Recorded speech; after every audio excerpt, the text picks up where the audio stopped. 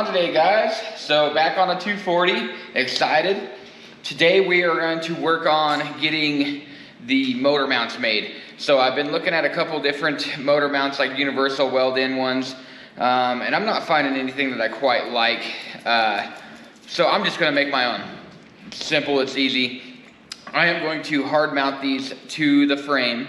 Our transmission is hard mounted, and so I want the motor to be hard mounted as well. Just gonna give her a better impact and bite. You know, most people use motor plates anyway to mount them. I was kind of thinking about a motor plate, but I don't know if I want to do that either, just because of all the accessories and everything on the front that you got to deal with, and the turbo and everything else is already a tight fit. So we're just gonna make some motor mounts. It's gonna be simple and easy, so follow along with us today. All right, so we've got our template made for at least the motor side plate. I have this motor sitting over on the stand, so I was able to just go over there and, you know, measure out all my measurements for the little plate. So this is going to be the two plates that go on either side of the block. And then what I'll do is, after I get them, I'm going to get the cherry picker out, get the motor completely centered, and we'll measure off, and then we'll design some like little plates to come off of these that I'll weld to, that'll come down to the frame. And I'm thinking, just like the original motor mounts for the 240, I'll probably just weld these solid into the car with the thing solid, and then the motor will just drop down in here. And what we'll do is we'll just kind of oval these out here once we're done, and give ourselves some adjustment back and forth and up and down. So that's pretty much it. We're just going to start with this and start cutting, fit it all in.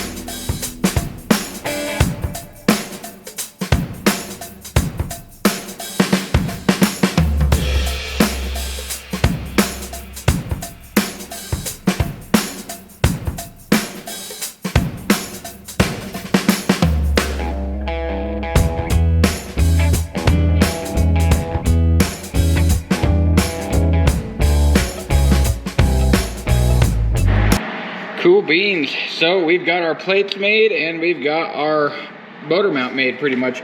I decided to do it out of round bar. I came up with a couple different ideas, but I thought this was going to be the easiest, simplest way to do it. So I just threw a couple pieces of tube up in my pipe bender over there and threw a little bend into it. And I've got it set up where it'll sit just like that. So what I'll do is I'll weld a little reinforcement plate right along the side of the frame here. So I can weld that solid to that. And then we'll weld up here to the plate. And that'll be our motor mount. Simple and easy.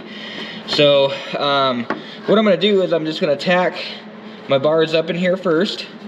And then pull these plates out and fully weld these bars out. And then I'll weld a little plate in here, and then we'll weld them in solid. And that'll be it. Pretty simple, pretty easy. The reason I put a bend in this one, if you can see, is the steering rod right there. It's pretty close to it, so we wanted to make sure we cleared it. And so I just gave myself that little bend. And the motor is pretty much centered straight in the car. So I was able to make the exact same one on this side. I've already got this one tacked in. So yeah, you can see that. Pretty simple, pretty easy. Like they say, keep it simple, stupid. So I'm gonna get these kind of welded out real fast, pull them out, and we'll clean up the frames and get it plated in there and get rocking and rolling.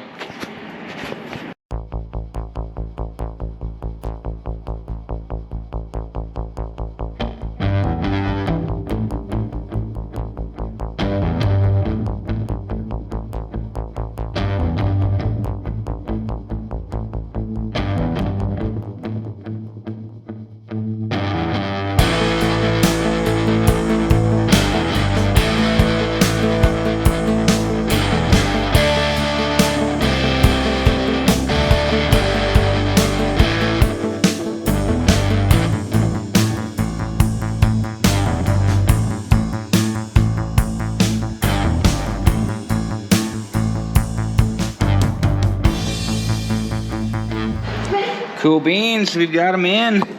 Hope you can see down there. We're all bolted up, motor's under. I don't even say it's under its own weight yet. I just welded a little bit on this side and a little bit on that side. I'll finish the welds once I'm got the motor completely out. This is just all mock-up stuff.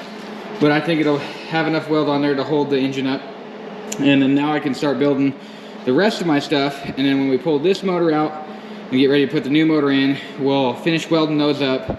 And then I'm gonna probably end up repainting the engine bay again. I painted this thing like 2 or 3 times throughout its years, but in and out all the time with motors, we're always banging it up. I want to repair this right here. That was knocked in a long time ago for our different throttle body for the RB. Now that we're not gonna be having that in here anymore, I was kind of contemplating like the Mustang guys do and chopping this front portion out.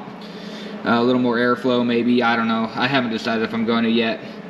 I'm a little bit worried about like dirt and rocks and things flying up. I don't ever drive it in the rain. I don't drive it on the street too much. It's becoming a race car, so it doesn't need to be completely waterproof and weatherproof, but at the same time with the turbo and everything that's going to be over here, I wanted to make sure we're not flinging up rocks and stuff. So I am happy with that. I'm going to go ahead and lower it down, put it under its own weight, kind of get everything out of the way, and that's pretty much it for the motor mounts for now.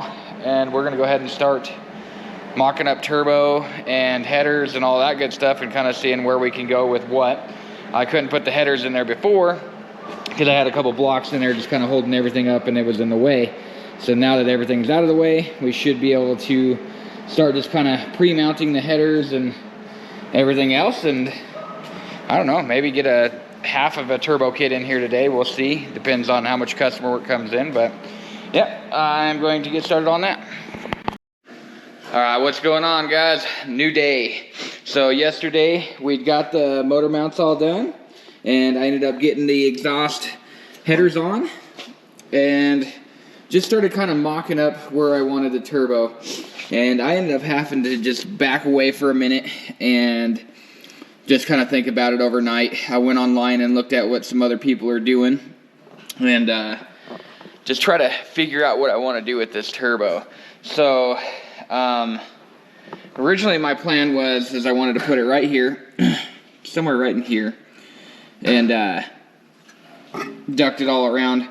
But with the radiator, everything else, turbo drain lines, you know, there's a lot of stuff you got to take into account when you're mounting a turbo. You don't just want to place it where you think it's going to look good and then have to deal with a bunch of crap along the way of trying to make it work.